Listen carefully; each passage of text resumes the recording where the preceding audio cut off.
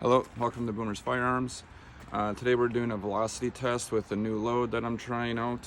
357 Magnum, berries, 158 grain, target hollow points. So they're not supposed to expand, it's just to replicate a hollow point load. We are using Shooter's World powder, the heavy pistol. We are actually using the load that's printed on the label, 13.1 grains for the 158 grain jacketed hollow point. We are shooting it out of Smith & Wesson 686 plus, so it is the 7-shot revolver, as you can see. So here's the load.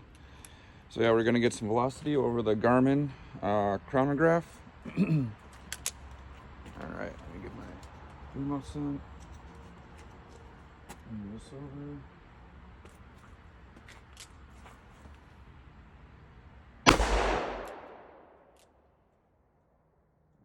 1054, 1063, 1110, 1106, 1122, 1082, 1126.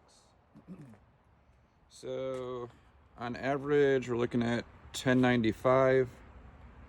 Go to shot summary. Average is 1095. The bottle says 1457, so I'm assuming maybe that's out of a 6-inch barrel, but even then that still seems pretty over the top of what you're actually gonna get. Extreme spread was 72 on this load. It was mixed brass, center deviation of 26.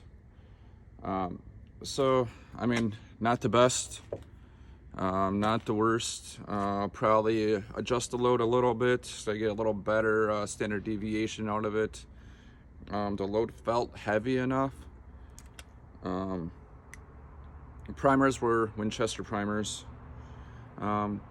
Yeah, any questions, please leave them. Otherwise, like and subscribe. Thanks.